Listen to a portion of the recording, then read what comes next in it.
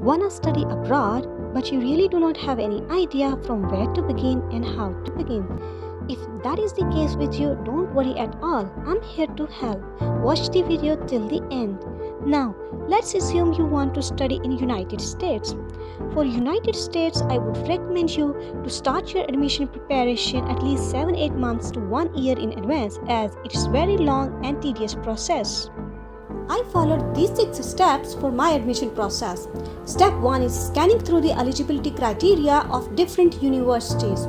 Usually students take GRE TOEFL first, but I would recommend you to scan the websites of different universities first, because this will actually give you an idea about how much GRE or TOEFL scores you need to have for a particular university.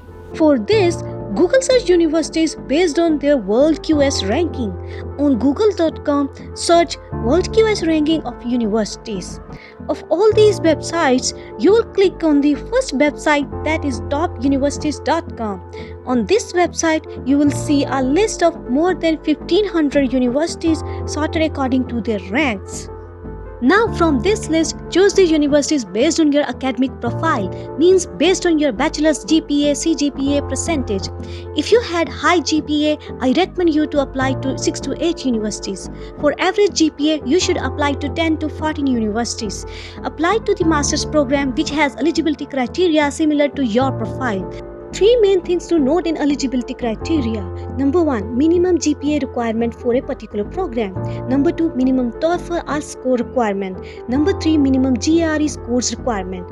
Now, certain programs don't require GRE scores, but research deeply, as visa officers might ask you during your F1 visa interview. Method I used to select the universities. I chose 3-4 universities within 100 QS rank, another 3-4 universities within 300 rank, and 6 universities beyond the rank of 500. Congratulations! With this, you are done with your step 1. Step 2 is WES evaluation. WES stands for World Education Services. WES is an agency which converts the international scores to American scoring system, and it establishes whether your degree is equivalent to United States or not. For WES evaluation, first of all, you will have to create an account on wes.org website. On this website, put your personal and academic information. While filling this, have your academic records with you. Then select course by course evaluation, which is also known as ICAP evaluation. ICAP is recommended for international students. Finally, pay WES fee. Download the request form generated at the end of the payment. Again, fill your details in this and send this to your university. On receiving this request form, your university will send your transcripts to WES electronically or through email or by post.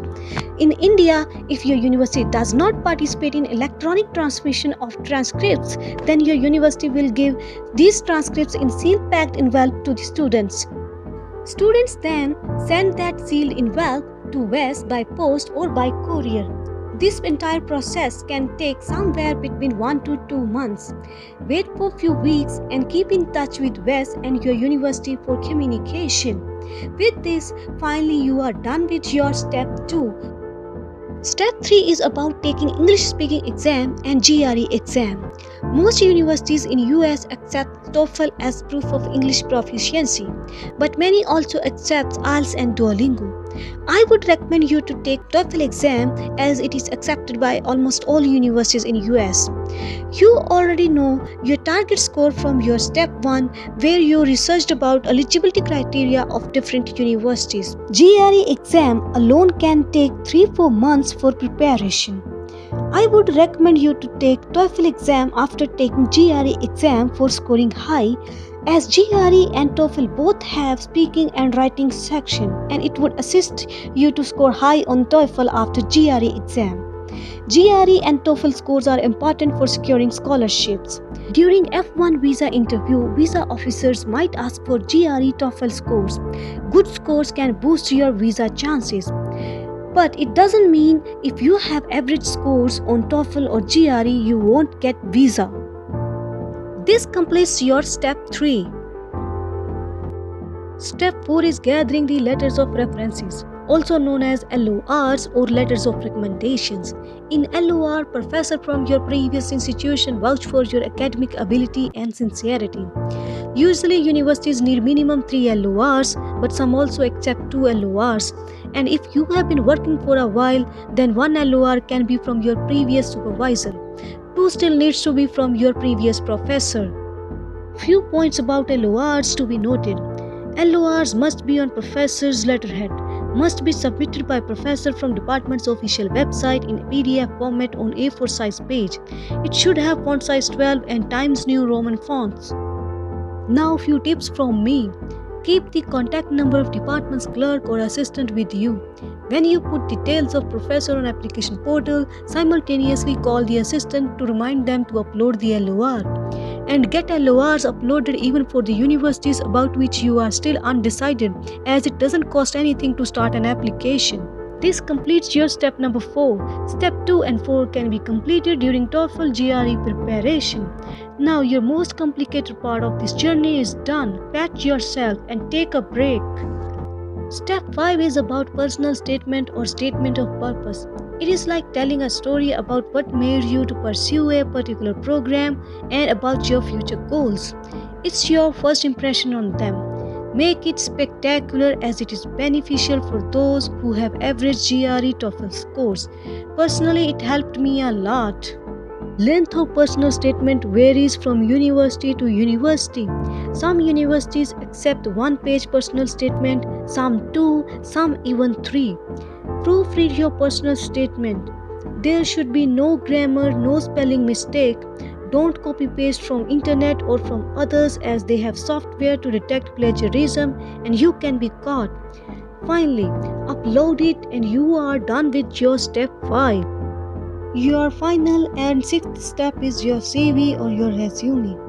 Your CV is an overview of your academic background, professional experience, and about your personal and professional achievements. There are few tips that I followed during my admission. If you have any volunteer experience, do mention that on CV. Mention about your professional work experience. If you know how to use Excel sheet, mention that as well. Hobbies like musical instrument, singing, art and craft should also be mentioned. If you know any foreign language, mention that as well. Few things to remember about CV.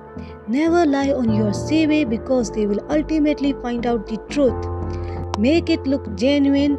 You don't have to make it lengthy. 1 or 2 pages are more than enough. At last, you are done with all these steps. Comment below if you have any doubt. I will try to answer as much as possible.